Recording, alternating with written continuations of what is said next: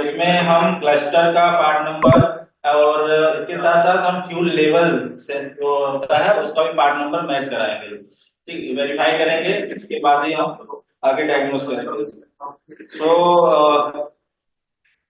इसमें किसी को कोई डाउट है?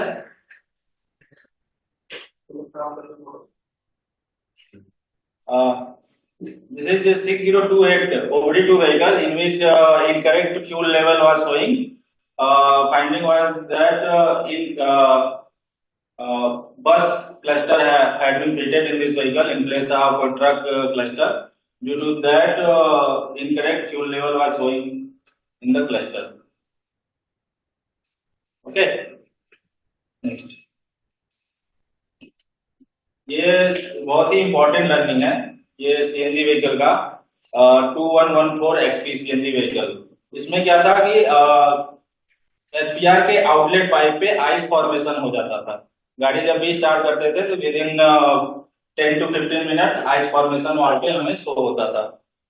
रीजन क्या था कि जो हमारा कूलेंट फ्लो होता है एचपीआर से, वो इंजन पे जो वेंचुरी लगी होती थी वो वेंचुरी ब्लॉक थी, जिसकी वजह से कूलेंट फ्लो नहीं हो पाता था।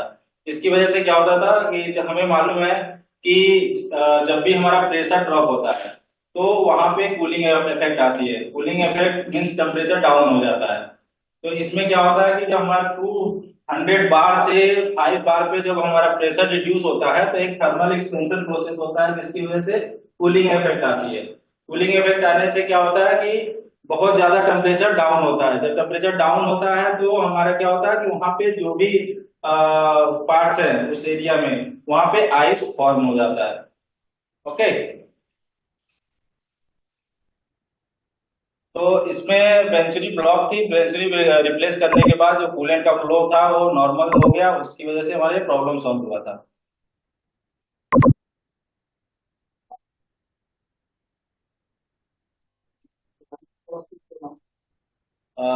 This is CNG vehicle in which there was ice formation at HPR outlet pipe due to blocked venturi at fitted at the cylinder block.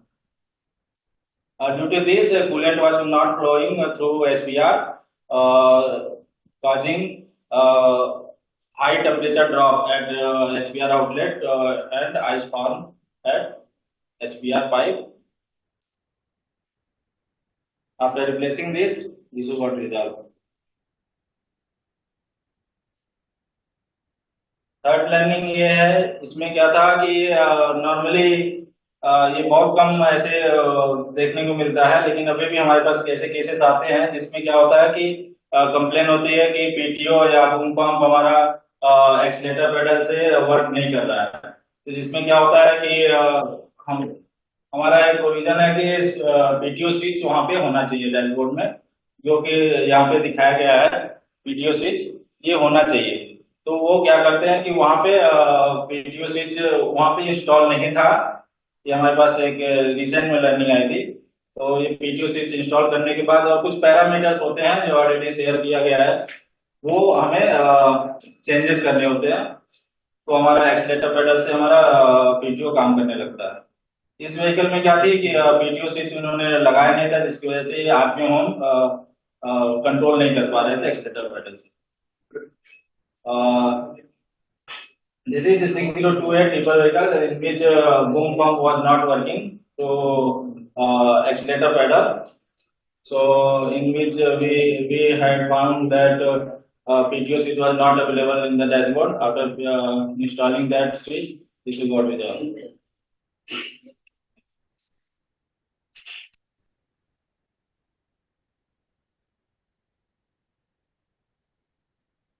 This is also a very important learning.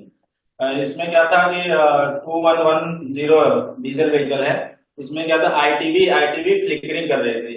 Flickering जैसे हम CNG vehicle में हम देखते हैं कि हमारा जो छोटा वाल्व होता है वो फ्लिकरिंग करता है, सेम उसी टाइप का ये भी आईटीवी फ्लिकरिंग कर रही थी। रीजन क्या था कि हमारा इनटेक मैन्यूफोल्ड जो होता है वहां पे एयर सक कर रहा था, गैसकेट लीकेज की वजह से वो एयर सक कर रहा था, जिसकी वजह से हमारा आईटीवी माल फंक्शन कर रहा था। तो ये गैसकेट रिप्लेस करने के बाद ये प्रॉब्लम सॉल्व हुआ था। तो जब कभी भी हमारे पास ऐसी प्रॉब्लम आए फ्लिकरिंग का ये हुआ, तो हमें हार्नेस तो चेक करना है, लेकिन साथ साथ हमें ये भी चेक करना है कि कहीं से हमारा एयर सक तो नहीं कर रहा है इंटेक मैनिफोल्ड में। तो ये चीजें भी हमें ध्यान देनी है। This is diesel vehicle Pro 2110, in which ITV was flickering when start the engine. Reason behind this gasket, intake manifold gasket was leakage, and due to this air was sucking from there, and ITV was malfunctioning. After replacing the gasket, issue got resolved.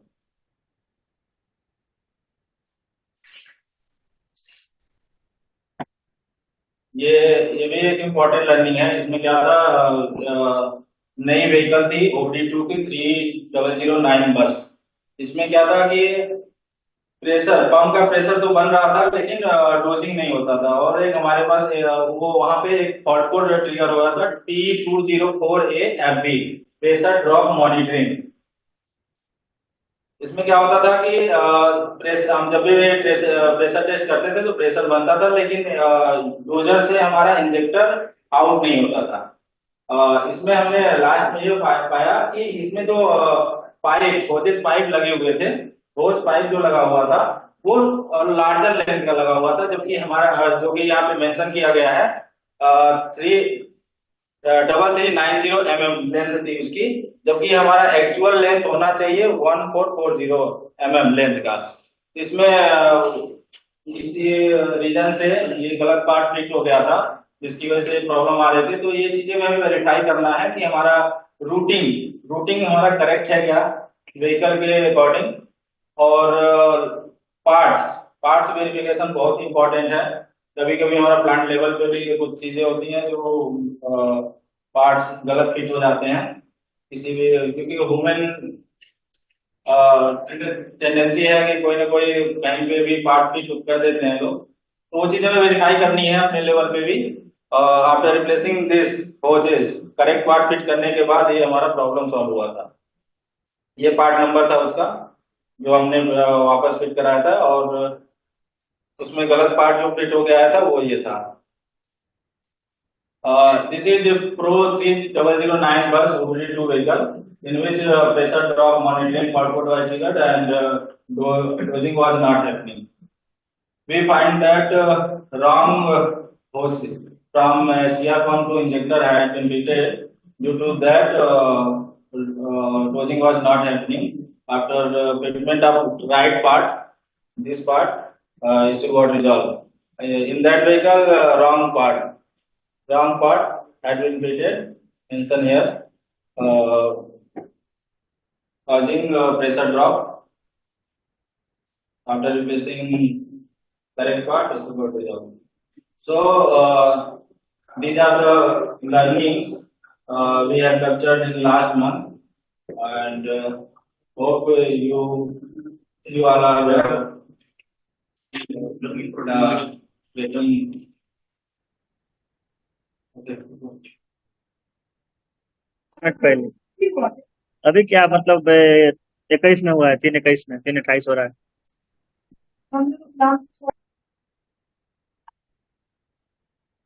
तभी हम लोगों ने learnings, जो unique learnings है उसके बारे में देखा है, समझा है। तो ये लर्निंग्स जो है आप लोग नोट डाउन भी करते रहिए, और जो भी लर्निंग्स आते हैं जो हम मेल करेंगे उसमें ये डॉक्यूमेंट हम आपको अटैच करेंगे, देंगे कि जो भी यूनिक लर्निंग्स है आप वर्कशॉप टीम को पास ऑन करो। प्लस जो भी आपका मॉर्निंग मीटिंग्स होता है उसमें जो भी आपके फ्लोर पे टेक्निकल स्टाफ है उनके साथ शेयर करो, जिससे क्या होगा कि नेक्स्ट टाइम इस तरह के सिम्टम्स वाले इश्यू आएंगे तो वो हेल्प करेगा। ठीक है, so these are the learnings we have gone through. So we will share the documents to all through the mail, and you can use this document as a reference and proliferate this information to your workshop team in of your daily routine meetings and some sort of training. So now we are moving ahead for the cooling system. So we have the cooling system we know, and we have very good experience on our products.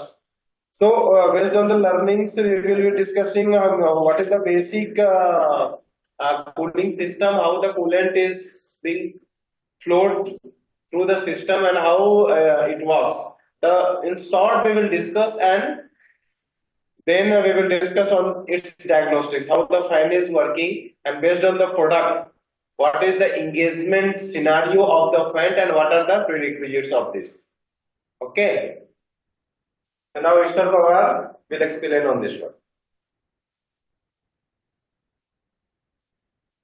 तो इसमें देखिए कि जैसे हमारा कोई भी normal हमारा जो भी इंजन है E483, 494 या फिर BS6 के E474, 494 इंजन अपना जो बोश आर्किटेक्चर में है या एमडीएफ इंजन है, सभी का लगभग जो बेसिक थंब रूल है कूलेंट का किस तरह से फ्लो होना चाहिए वो लगभग सेम रहेगा। थोड़ा बहुत चीजें हो सकता है थोड़ा डिफर हो। तो इसमें देखिए कि रेडिएटर होगा, ठीक है, रेडिएटर, डीएटी टैंक और होजर रहेंगे। तो सबसे पहले हम लोग बात करेंगे क्या होता है कि जैसे कूलेंट जो अपना जो फील होता है वो डीएटी टैंक और रेडिएटर में होता है, ठीक है। फिर उसके बाद इसमें थर्मोस्टेट वाल्व होता है, कूलेंट टेम्परेचर सेंसर होता है, जैसे कि आप सब लोग जानते ही है। तो इसमें क्या होता है कि जैसे ही इंजन हीटअप होता है, ठीक है, हीटअप होने के बाद में एक पर्टिकुलर टेम्परेचर के बाद में थर्मोस्टेट वाल्व ओपन होता है और थर्मोस्टेट वाल्व के ओपन होने के बाद में कूलेंट जो है इंजन से रेडिएटर के टॉप से रेडिएटर के अंदर इंटर होता है, ठीक है।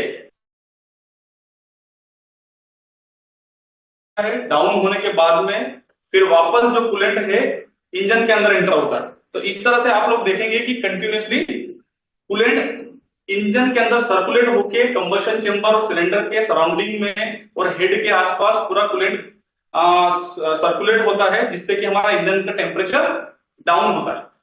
कभी कभी होता है आप लोग देखेंगे कि इंजन का टेम्परेचर इंक्रीज हो रहा है, ठीक है। तो ये भी हो सकता है कि जब टेम्परेचर अगर इंक्रीज हो रहा है तो हम लोगों को बहुत सारे बेसिक पॉइंट्स पर ध्यान देना पड़ेगा। ये हो सकता है कि आपका थर्मोस्टेट वाल्व सही टाइम पे ओपन नहीं हुआ जैसे टेम्परेचर रीच हुआ, या फिर रेडिएटर आपका चोक हो तो उसको भी आपको चेक करना है। कई बार रेडिएटर और थर्मोस्टेट पर तो ध्यान चला जाता है, लेकिन कभी कभी होजेस के चोक भी होते हैं। आप लोग देखेंगे कभी कभी या तो होज लीकेज है या होज चोक है, उस वजह से आपके जो कूलेंट है वो इंजन के अंदर सराउंडिंग में सर्कुलेट नहीं होता है, जिसकी वजह से इंजन ओवरहीटिंग का प्रॉब्लम आता है। तो जब भी आप अगर कोई गाड़ी अटेंड कर रहे हैं, आपको फैन का वर्किंग भी देखना है, रेडिएटर आपको देखना है, मैकेनिकल इंजन जो ओवरहीटिंग है वो इलेक्ट्रिकल तरफ से भी हो सकता है और ये भी आपका मैकेनिकल साइड से भी हो सकता है। तो मैकेनिकल साइड से आपको होजेस चेक करना है, लीकेज नहीं होना चाहिए। दूसरा, थर्मोस्टेट वाल्व सही आपको फंक्शनिंग कर रहा है या नहीं कर रहा है, उसको भी आपको चेक करना है, वो अभी हम लोग आगे वीडियो में भी देखेंगे। और रेडिएटर आपका कूलेंट को मतलब कि टेम्परेचर को डाउन कर रहा है या नहीं कर रहा है। आपके पास टेम्परेचर अगर गन होता हो तो आप लोग उससे भी आप चेक कर सकते हैं कि टॉप पे कितना टेम्परेचर आ रहा है, जब डाउन जा रहा है कूलेंट टेम्परेचर, जब डाउन हो रहा है तो बॉटम में उसका कितना टेम्परेचर है। तो वहां से पता चल जाता है कि रेडिएटर काम कर रहा है या नहीं कर रहा है, अंदर कोई ब्लॉकेज वगैरह तो नहीं है। ये देखिए थर्मोस्टेट वाल्व है, ठीक है। तो जैसे ही इंजन के अंदर कूलेंट सर्कुलेट होता है तो एक सर्टेन टेम्परेचर के बाद में थर्मोस्टेट वाल्व ओपन होता है। इसलिए ये वेब टाइप है, तो आप लोग देखे होंगे कि थर्मोस्टेट वाल्व के ओपन होने के बाद में कूलेंट जो है इंजन से फ्लो होके रेडिएटर के टॉप पे जाता है। फिर वहां से जैसे रेडिएटर में एंटर होगा आपका कूलेंट टेम्परेचर डाउन होगा और फिर वापस अगेन वो रिसर्कुलेट होकर इंजन के अंदर एंटर होगा। तो कभी कभी बहुत सारे केसेस में हम लोगों को ये मिलता है कि थर्मोस्टेट वाल्व को आप लोग, या बहुत सारे हमने देखे हैं कि लोकल मैकेनिक हो या फिर डीलर है, अगर इंजन ओवरहीटिंग की प्रॉब्लम बार बार आ रही है तो थर्मोस्टेट उसको निकाल देते हैं, उसको बोलते हैं बाईपास करना। तो बाईपास करने से क्या होगा, ये आप सब लोग जानते हैं कि इंजन एक पर्टिकुलर टेम्परेचर पर ही उसका 100% परफॉर्मेंस देगा। अगर आप लोग इसको निकाल देंगे तो जो जिस एफिशिएंसी के साथ इंजन को काम करना चाहिए उस एफिशिएंसी के साथ इंजन काम नहीं करेगा और हो सकता है कि ये आपको पुअर पिकअप का इशू उसमें आपको फेस होगा। तो आप लोग हमेशा थर्मोस्टेट वाल्व प्रॉपर फिट होना चाहिए और उसको ये भी देखना है कि ये वर्क कर रहा है कि नहीं कर रहा है। तो आप उसको चेक भी कर सकते हैं, आप हॉट वाटर के अंदर इसको डीप करेंगे तो उससे आपको पता चल जाएगा कि थर्मोस्टेट वाल्व ओपन हो रहा है या नहीं हो रहा है।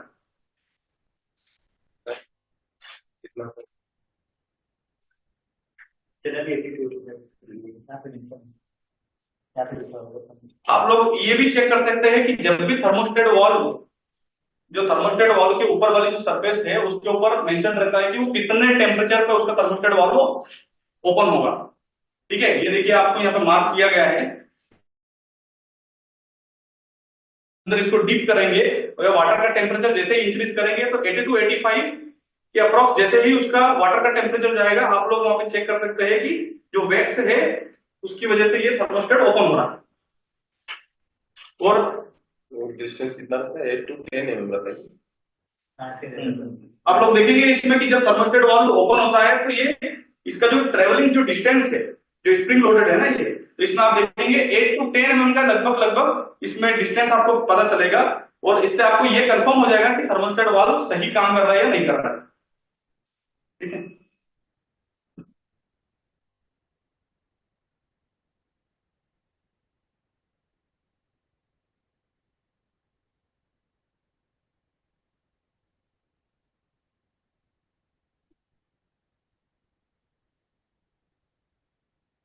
हमारे जो इंजन में दो तरह के फैन यूज होते हैं, एक विस्कस और एक विस्कोट्रॉनिक। ठीक है, तो जिन व्हीकल्स में विस्कस फैन यूज होता है जो डायरेक्टली आपका इंजन के जो पुली है उससे डायरेक्ट कनेक्टेड रहता है, तो उसमें क्या होगा कि जैसे ही कूलेंट टेम्परेचर ऑपरेट होता है तो वो विस्कस फैन है, उसके अंदर एक लुब्रिकेशन रहता है क्लच के अंदर।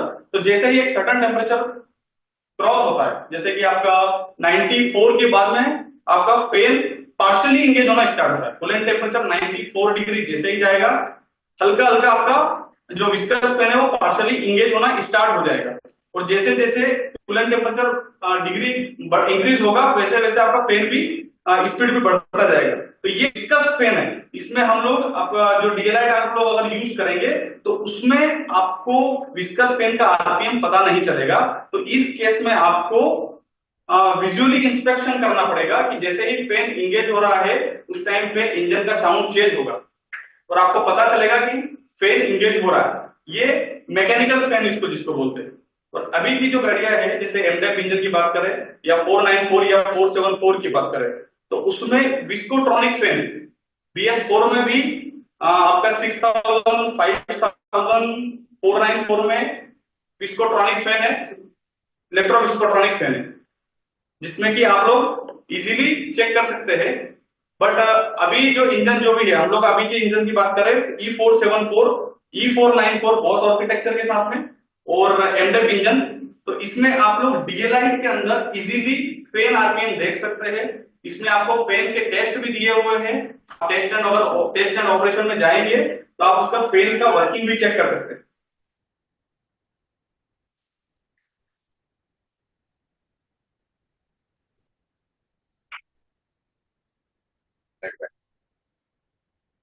तो अभी जो हम लोग यूज कर रहे हैं मोस्टली सारे जो है हमारे विस्कोट्रॉनिक फैन है, राइट। तो विस्कोट्रॉनिक फैन में क्या होता है, इसमें जो है विस्कस फैन है विस्कोट्रॉनिक, बेसिकली कंट्रोलिंग का डिफरेंस है। एक जो है इलेक्ट्रॉनिक्स कंट्रोल है और जो विस्कस फैन है वो टेम्परेचर बेस्ड एक बाइमेटालिक स्ट्रिप रहता है, टेम्परेचर के बेस पे उसका डिफॉर्मेशन होता है और वो ओपन होता करता है और वो मैकेनिकली इंगेज्ड होता है। तो अभी जो हम लोग यूज कर रहे हैं विस्कोट्रॉनिक फैन बेसिकली विस्कस फैन है। विस्कस फैन में हम लोग क्या देखते हैं, इसमें दो कंपार्टमेंट होते हैं। एक होता है रिजर्वायर जिसमें हम लोग विस्कस फ्लूइड, ठीक है। तो जो विस्कस फ्लूइड जो रहता है एक फॉर एग्जांपल एक कंपार्टमेंट में आपका विस्कस फ्लूइड है,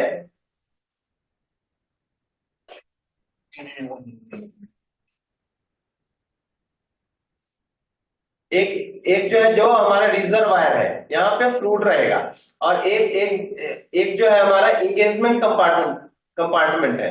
तो क्या होता है कि जब ईएमएस जब सिग्नल देता है इसके एक्चुएटर को, एक्चुएटर फिर वो एक्चुएट होता है तो वो कनेक्टेड होता है लीवर से, लाइक बॉल। वो जो लीवर ओपन होता है तो पोर्ट ओपन होता है, पोर्ट ओपन होता है तो क्या होता है, जो फ्लूइड जो है एंगेजमेंट कंपार्टमेंट में इंटर करता है। एंगेजमेंट कंपार्टमेंट में इंटर करता है तो उसमें क्या है, जो एक दूसरे से मेटल टू मेटल कांटेक्ट नहीं है, उसमें स्पाइरल जैसा बना हुआ है एक फेस का, और दूसरा भी उसी तरह से बना हुआ है और एक दूसरे के ऊपर बैठा रहता है, और बीच में जो है एयर रहता है। तो एयर के जगह पे हम क्या कर रहे हैं, फ्लूइड डाल रहे हैं। फ्लूइड डालेंगे तो क्या होगा, वो एक दूसरे से विद फ्लूइड इंगेज हो जाएगा। तो इंगेज हो जाता है तो फिर हमारा वो ड्राइव जो है फैन को मिलने लगता है। तो ये जो फ्लैंज है, फ्लैंज आप देख सकते हो, ये जो है ड्राइव लेता है क्रैंकशाफ्ट से, और ये अंदर वाला शाफ्ट घूमते रहता है, और इस पर एक विस्कस का ड्राइव यूनिट है। और दूसरा जो है, जो जिसपे फैन हम माउंट कर रहे हैं, राइट, जो फैन माउंट कर रहे हैं, और ये दोनों के बीच में कुछ मेटल टू मेटल कांस्टेंट में इंगेजमेंट नहीं है। तो जब अंदर में हम फ्लूइड जब फील कर देते हैं, तो फ्लूइड के थ्रू ये दोनों एक दूसरे के से इंगेज हो जाते हैं, एक दूसरे से इंगेज हो जाता है। ये फ्लूइड को घुमाएगा, फ्लूइड के थ्रू मेन वाला घूमेगा, और मेन वाला घूमेगा जिसपे हमारा फैन माउंट है। तो फैन हमारा घूमता है, फिर वो कूलिंग इफेक्ट देता है। तो बेसिकली ये इंटरनल मैकेनिज्म है, और इसमें हम लोग को कुछ रिपेयर करने का कुछ ऐसा डायग्नोसिस पॉइंट्स ऑफ व्यू से हम डिस्कस करेंगे कि किस तरह से इसको डायग्नोस करना है। ठीक है, तो इस पर हम लोग आगे डिस्कस करते हैं। सर एक क्वेश्चन पूछना था सर। हाँ जी, जो अपना 6000 व्हीकल है BS6, इनमें जो स्कोट्रॉनिक फैन होता है उससे बूस्ट प्रेशर सेंसर से कनेक्ट होता है क्या वो? आएंगे उस पॉइंट पे आएंगे, है ना। अभी हम डायग्नोसिस पे आए नहीं है, आपको ये पॉइंट सब हम क्लियर करेंगे, है ना। ठीक है, कनेक्टेड रहते हैं, और किस किस सेंसर से कनेक्टेड रहते हैं हम सर्किट के थ्रू आपको हम समझाएंगे। ठीक है, फैन है हमारा, बूस्ट प्रेशर सेंसर है, कॉमन रेल है, ये हमारे कनेक्टेड रहते हैं। एक में इश्यू आएगा तो दूसरे को भी इंपैक्ट करता है ना। बहुत बढ़िया क्वेश्चन है आपका, आप नोट करके रखिए, और हमने नोट कर लिया है, इसको हम डिटेल में आपको बताएंगे। ठीक है, वेरी गुड। ठीक है, तो विस्कोट्रॉनिक फैन में हमारा जो हम यूज कर रहे हैं, दो तरह के यूज करते हैं। जो सप्लायर है हमारा, एक है हमारा वो बेस्ड ऑन स्पीड, इसके वोल्टेज जो वेरी करते हैं। आप इसको जब चेक करोगे तो नियर भाई 5 वोल्ट सप्लाई रहेगा। तो ये हमको देखना है। प्लस जब हम कनेक्टर डिस्कनेक्ट करते हैं और ए और एफ पे आप रेसिस्टेंस चेक करोगे, तो रेसिस्टेंस जो है 40 से 45 ओम आना चाहिए। इसका मतलब आपका एक्चुएटर ओके है, ये ध्यान रखना। कभी भी एमडीएफ का फैन का आप डायग्नोस कर रहे हो, सबसे पहले ए और एफ पे रेसिस्टेंस चेक करो, 40 और 45 आना चाहिए। 40-45 नहीं आ रहा है तो फैन का इशू, और 40-45 आ रहा है तो फिर फैन आपका ओके है, रेस्ट सर्किट्स वगैरह चेक करने पड़ेंगे। क्लियर? तो रेसिस्टेंस आपको देखो, तो डॉक्यूमेंट जो हम शेयर करेंगे उससे मेंशन है ना, 40 to 45 ओम। उस टेम्परेचर जो है 90 डिग्री के ऊपर, देन फैन विल एंगेज 100%। ये एंगेजमेंट क्राइटेरिया है। एंगेजमेंट क्राइटेरिया बता देता हूं फैन का, कि फैन हमारा एंगेज कैसे होता है। वो ऊपर क्या है, हमको आदत रहती है कि फैन एंगेज ही नहीं हो रहा है, तो फैन एंगेज होने के हमारे लॉजिक है। एमडेफ में ध्यान से सुनना सब लोग। क्या होता है कि जब तक फैन का टेम्परेचर 94 डिग्री नहीं जाता है, 94 डिग्री नहीं जाता है, तब तक हमारा फैन एंगेज नहीं होता है।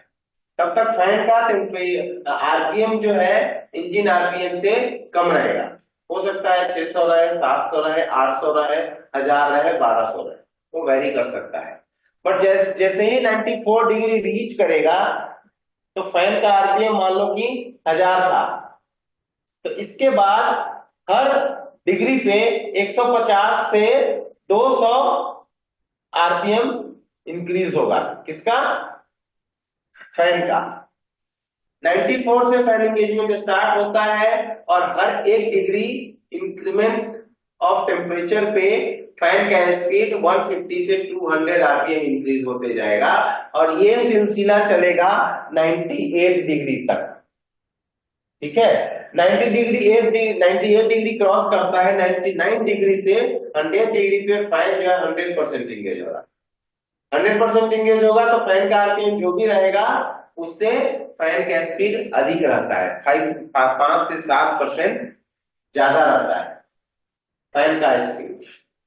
ठीक है, तो फैन का स्पीड जो है, फैन स्पीड हमेशा 100 डिग्री टेम्परेचर पे इंजन आरपीएम से ज्यादा रहेगा,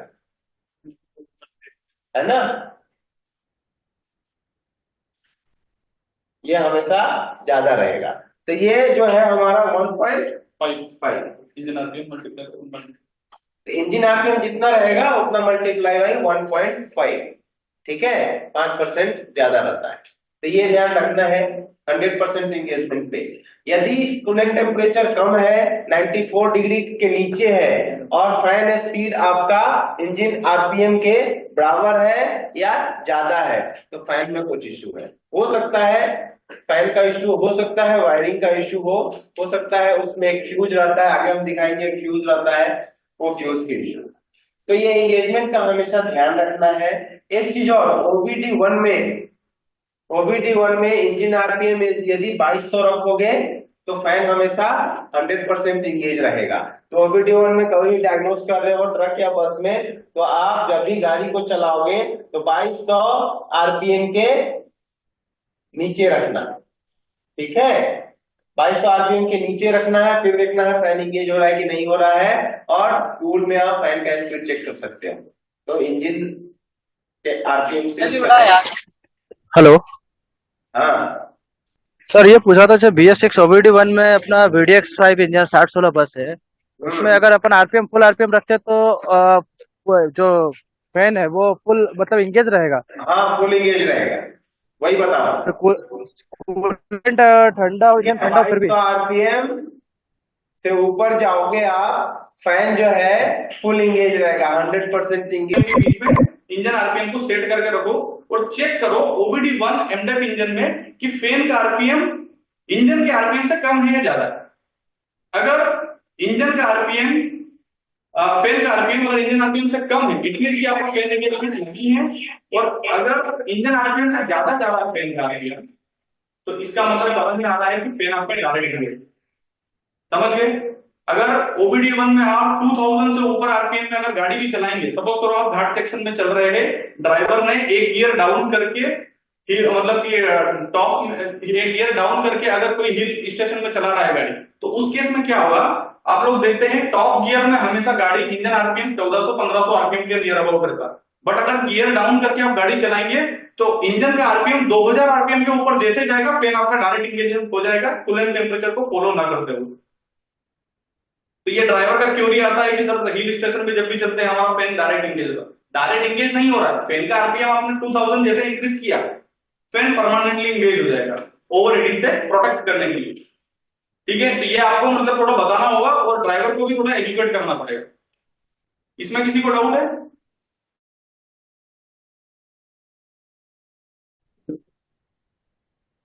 और OBD2 का भी अगर हम लोग देखेंगे तो OBD2 का फिनोमेना जस्ट OBD1 से थोड़ा सा अलग है। जैसे बहुत सारा हुआ पहले OBD1 में कंप्लेंट्स आ रहा था कि सर हम लोग जब भी गाड़ी चलाते हैं तो जैसे ड्राइवर का हैबिट होता है, किसी किसी का हैबिट होता है कि 2000 आरपीएम के ऊपर चलाने का गाड़ी। ठीक है, तो उस केस में क्या होता था कि फैन का आरपीएम बढ़ जाता था, फैन आपका डायरेक्ट इंगेज हो जाता था, थोड़ा एफी का इश्यू आता था। तो OBD2 में जस्ट उसका थोड़ा सा ये जो इंगेजमेंट है, ये जो 2000 आरपीएम के जैसे ऊपर जाता था इंजन का आरपीएम, और फैन जो एंगेजमेंट होता था उसको रिमूव कर दिया, हटा दिया गया सॉफ्टवेयर में से।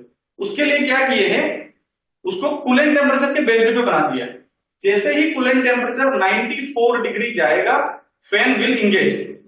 ठीक है, आपका 94 से इंक्रीज होने के बाद ही आपका फैन इंगेजमेंट स्टार्ट होगा, पार्शियली इंगेजमेंट स्टार्ट होगा, फुल इंगेजमेंट नहीं होगा।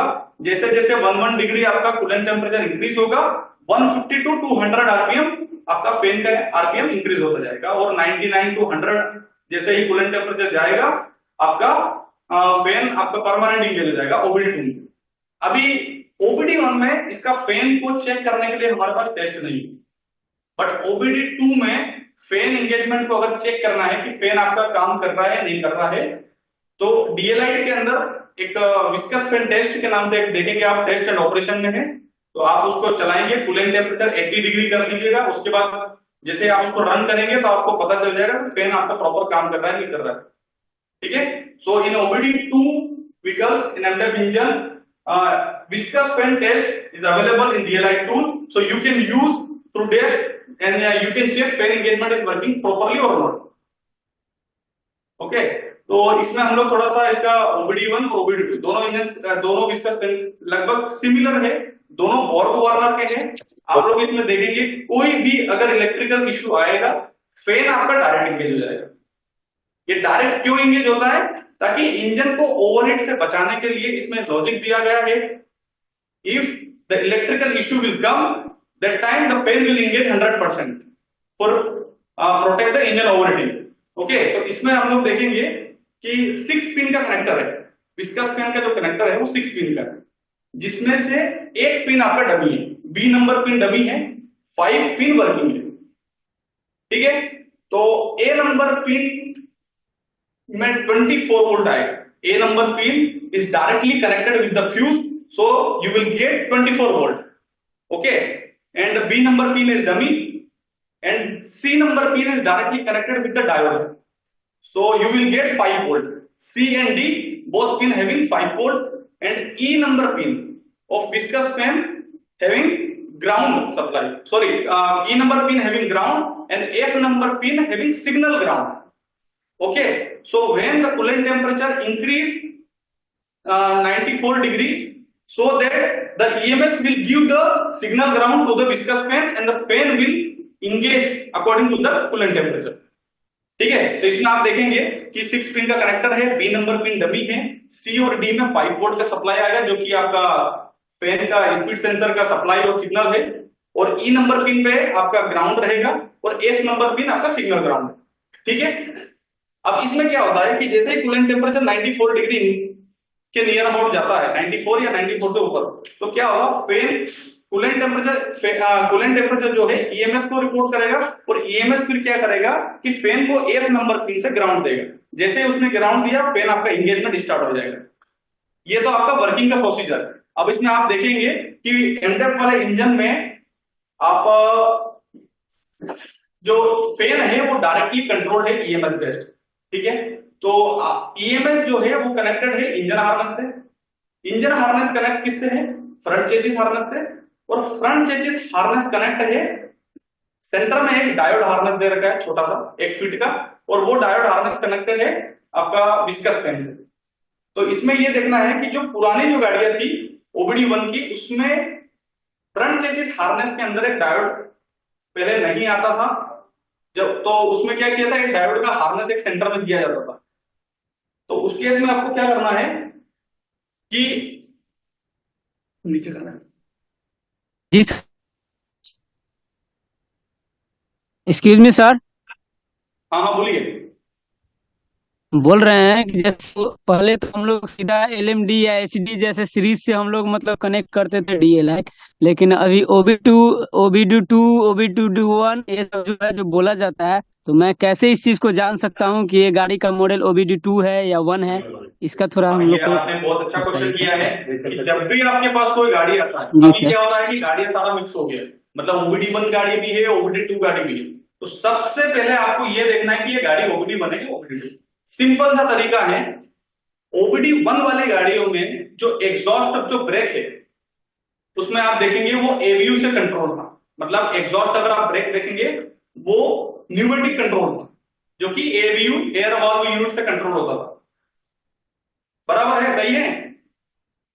अभी जो है OBD2 गाड़ी में एग्जॉस्ट ब्रेक को इलेक्ट्रिकल कर दिया है। तो आप लोग जैसे ही उसको देखेंगे आपको पता चल जाएगा कि अगर इलेक्ट्रिकल कनेक्शन अवेलेबल है एग्जॉस्ट ब्रेक के, इसका मतलब है कि वो गाड़ी OBD2 है, और अगर इलेक्ट्रिकल कनेक्शन नहीं है एग्जॉस्ट ब्रेक पे, तो इसका मतलब है कि वो OBD1 है। ये तो पहला तरीका हो गया। दूसरा तरीका है एक्सीलरेटर पेडल।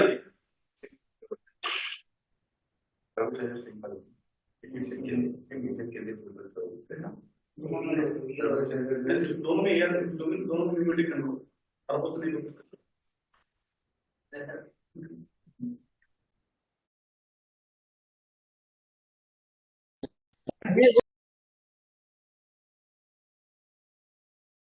वो एबीयू से ही कंट्रोल था, मतलब एबीयू से दो चीज कंट्रोल थी, आपका टर्बोचार्जर और एग्जॉस्ट ब्रेक, दोनों न्यूमेटिक कंट्रोल था, ठीक है। अभी OBD2 में क्या कर दिया है, जब एयर वाल्व यूनिट हटा दिया गया है, तो जो टर्बोचार्जर को जो पहले जो हमारा जो BS4 में जो आता था, जो न्यूमेटिक कंट्रोल आप देखे होंगे, सिलेंड्रिकल जो कंट्रोल होता था एयर से, सेम वैसे ही उसको कंट्रोल कर दिया है। ये दो तरीके हो गए। तीसरा तरीका है एक्सलेटर पेडल पे आपका 6 पिन का कनेक्टर है।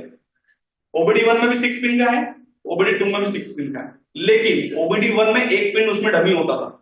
आप लोग कभी अगर ध्यान से देखे होंगे तो एक्सलेटर पेडल में OBD1 में एक पिन डमी है, 5 पिन वर्किंग है, और OBD2 में 6 सभी वायर वर्किंग कंडीशन, कोई भी पिन डमी नहीं। तो आप लोग वैसे चेक कर सकते हैं, ठीक है। डाउट क्लियर हुआ? सर विदाउट केबल उठाए से आप नहीं कर सकते गाड़ी को देख के?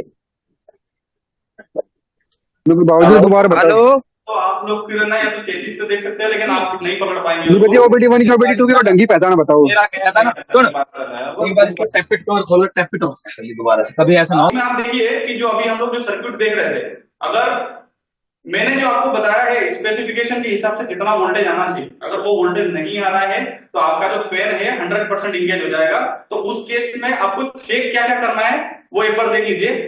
सबसे पहले अगर वोल्टेज नहीं आ रहा, सबसे पहले ठीक है, सबसे पहले ये देख लीजिए कि अगर आपका 24 वोल्ट नहीं आ रहा है A नंबर पिन में, तो आप लोग देखिए कि विस्कस फैन का एक फ्यूज दे रखा है जो कि डायरेक्ट आपका कनेक्टेड है EMS की रिले से, ठीक है। तो EMS की रिले से हो सकता है इसके विस्कस फैन के जो फ्यूज है इसके ऊपर आपको वोल्टेज नहीं आ रहा हो, या फिर ये वाला वायर का कंटिन्यूटी फैन से नहीं आ रहा, तो इसको आपको चेक करना है, ठीक है, A नंबर पिन से, ठीक है। फिर सेकंड है B नंबर पिन डमी है। C नंबर पिन जो आपकी कनेक्ट है वो डायोड हार्नेस से है, जो कि आपका विस्कस फैन की जो डायोड हार्नेस लगी हुई है उससे। अगर डायोड हार्नेस नहीं है तो फैन के अंदर डायोड लगा हुआ है, तो आपको डायोड चेक करना है, हार्नेस चेक करना है, कंटिन्यूटी चेक करना है, और उस डायोड की वापस कंटिन्यूटी आपको चेक करना है EMS के साथ में, ठीक है। तो ये दो वायर कंप्लीट हो गए। तीसरा जो वायर है D नंबर का, विस्कस फैन का जो D नंबर का जो फैन का जो पिक्टल है वो आपका कनेक्ट है फ्रंट चेसिस और इंजन हार्नेस के जो इंटरफेस कनेक्टर, जो कि विस्कस फैन के साइड में जो लगता है बड़ा वाला पॉकेट जो ग्रीन कलर का आप देखे होंगे, वहां से फिर आपको EMS के कनेक्ट है। तो जब भी अगर विस्कस फैन का कुछ भी इश्यू आ रहा है तो पांचों वायर की आपको continuity end to end EMS to fan आपको चेक करना है। इसमें दो हार्नेस इन्वॉल्व है, इंजन हार्नेस और फ्रंट चेसिस का, और विस्कस फैन का पिक्टल हार्नेस तो देखना ही है आपने, ठीक है। अब उसके बाद अगर ये सारा कंटिन्यूटी आप चेक कर लिए हैं, वोल्टेज अगर ओके है, तो फिर आपको चेक करना है रेजिस्टेंस। A नंबर और F नंबर के बीच में रेजिस्टेंस जो है 40 to 45 ओम आना चाहिए, ये कंपलसरी। सबसे ज्यादा इश्यू हमको आता है कि सर ये जो भी अप टाइम में केस लोग होते हैं कि सर फैन जब डायरेक्ट होता है तब इसका रेजिस्टेंस इसका 0 हो जाता है, ठीक है। तो जैसे ही A और F के बीच में रेजिस्टेंस 0 हुआ, फैन आपका परमानेंट इंगेज हो जाएगा। उस केस में आपको देखना है क्लच के वहां से पिक्टल निकाल के आप चेक कर सकते हैं। अगर रेजिस्टेंस 0 आ रहा तो आपको फैन रिप्लेस करना है, ठीक है।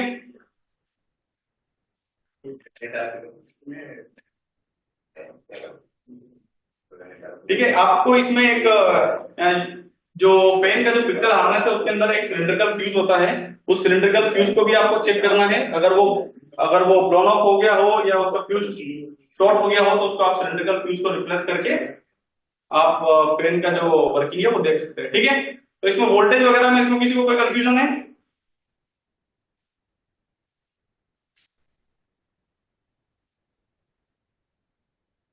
अभी इसमें आप एक बार देखिए कि पैरामीटर आपको क्या क्या लेना है, जस्ट एक बार क्रॉस वेरीफाई कर लेते हैं। पैरामीटर आपको इंजन का कूलेंट टेम्परेचर लेना है, इंजन स्पीड और फैन का स्पीड, ठीक है। तो ये जो तीनों आप पैरामीटर यहाँ पे स्क्रीन पर देख रहे हैं, इन तीनों पैरामीटर से आप चेक कर सकते हैं कि फैन का इंजन आरपीएम कितना है। अभी देखिए इंजन का जो आइडल आरपीएम 600 है और फैन आरपीएम 163 है। इट मीन्स कि ये आपका फैन डायरेक्ट नहीं है, ठीक है। और ये एक और स्क्रीन देखिए, जैसे ही फैन आरपीएम 2488 पे जा रहा है, बट फैन का स्पीड जो है आपका 545 है, मतलब फैन आपका इंगेज नहीं है। क्यों? क्योंकि इसमें कूलेंट का जो टेम्परेचर है वो कूलेंट का टेम्परेचर बिलो 94 डिग्री है, इस वजह से इसका फैन का इंगेजमेंट नहीं हुआ, थर्ड वाला जो स्क्रीनशॉट है उसमें देखिए, फोर्थ वाला, कि इसमें कूलेंट टेम्परेचर 98 है, इंजन आरपीएम भी 2483 है, मतलब अबाउट 2000 है। तो इसमें देखिए फैन का जो आरपीएम है वो इंगेज हो गया परमानेंट। तो इस प्रकार से आप जो डीएलाइट के अंदर आप पैरामीटर देख के आप चेक कर सकते हैं फैन आपका 100% इंगेज है या नहीं। ठीक है, किसी को कोई डाउट है क्या इसमें? No sir.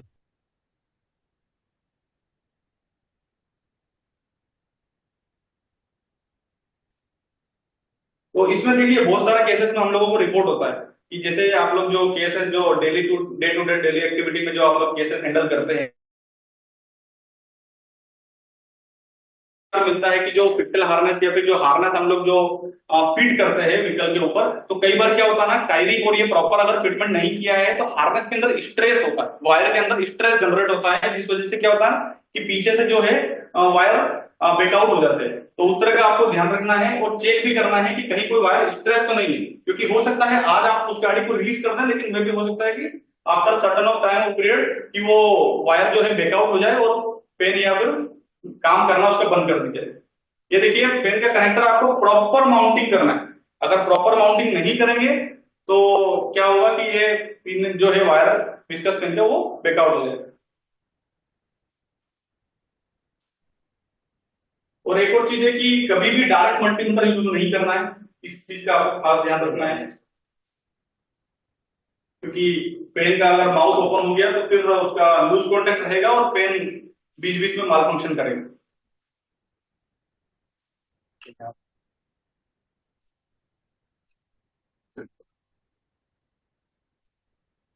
तो फैन फैन को का डायग्नोसिस में आई थिंक जो भी एक्सप्लेनेशन और जो भी लर्निंग्स हमने शेयर किया, आई थिंक सभी को क्लियरिटी आया है कि कौन कौन से पॉइंट्स है जो हमको डायग्नोसिस के समय ध्यान रखना है। तो सबसे number 1 point that is very very important, we have to take care the routing of the wires. जो भी पिक्टल हार्नेस हम कनेक्ट कर रहे हैं, हार्नेस का जो भी इंटरफेस कनेक्शंस है, जो भी केबल टाई हम लगाते हैं, that should be correct and intact and routed properly. तो राउटिंग प्रॉपरली रहेगा तो क्या है, स्ट्रेस जो है वो कम से कम होगा, और स्ट्रेस कम होगा तो कनेक्टर के बैक साइड से जो पिन की जगह से वो जो टूटता है, शॉर्ट होता है, वो इश्यू हमारे कंट्रोल में रहेंगे। सो मेजर यही हमको डायग्नोसिस करने पे वायर वाला जो है वो मिलता है, because of vibrations and routing and clamping issue. The second thing is sometimes while installing the fan, we have faced the cracks and marks on the actuator.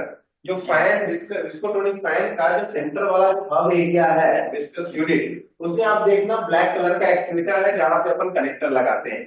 तो ब्लैक कलर का एक्चुएटर जो है, बहुत बार क्या होता है, हम नया फैन लगाते हैं, नया फैन लगाने के बाद कुछ टाइम के बाद उसमें इश्यू आता है, फिर हम नया फैन लगाते हैं। तो while installation we have to cross check, there should not be any impact and crack marks on the black coloured actuator.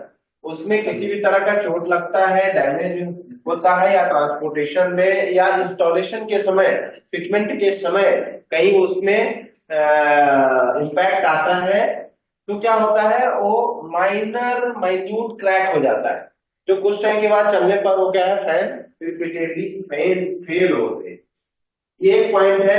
दूसरा है, कभी भी आप वायर का कहीं भी आप वायर का रिपेयरिंग कर रहे हो, कुछ भी कर रहे हो, तो ये जरूर ध्यान देना है कि इग्निशन की ऑफ हो और वायर शॉर्ट सर्किट ना हो। शॉर्ट सर्किट होता है तो क्या है, स्पीड सेंसर एक्चुएटर भी शॉर्ट कर जाते हैं, ऐसे भी हमको मिले हैं।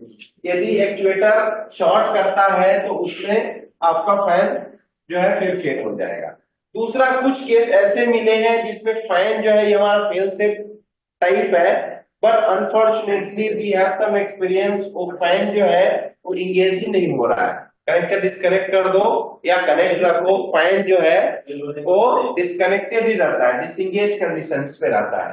तो ये इसलिए होता है, उसमें रिपीटेडली यदि फैन हम चेंज करते हैं तो कुछ किलोमीटर तक वो काम करता है, और कुछ टाइम के बाद उसमें फिर से फैन का वही इश्यू आ जाता है। तो उसमें हमको जो फैन माउंटिंग्स है, जो फैन बेल्ट है, पुलीज है और कूलेंट पंप का बेयरिंग, उसको देखना है। उसमें कुछ रेडियल प्ले ज्यादा तो नहीं है, कुछ रेडियल प्ले ज्यादा रहेगा, वाइब्रेशन ज्यादा आएंगे, एक्सियल लोड रेडियल लोड ज्यादा आएगा तो फैन रिपीटेडली फेल होता है, शॉर्ट कर जाता है।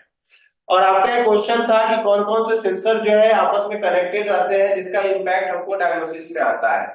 तो आप देखोगे कि मेन ये सर्किट सबको विजिबल है, तो आप देखो फैन स्पीड मतलब फैन वाला कनेक्टर, कॉमन रेल वाला कनेक्टर और बूस्ट प्रेशर वाला कनेक्टर, ऊपर वाला हम यूज नहीं करते हैं। तो तीन जो सेंसर है, बूस्ट प्रेशर, कॉमन रेल और फैन का कनेक्टर जो है, इसमें जो भी 5 वोल्ट सप्लाई वाला वायर है और ग्राउंड सिग्नल वायर है।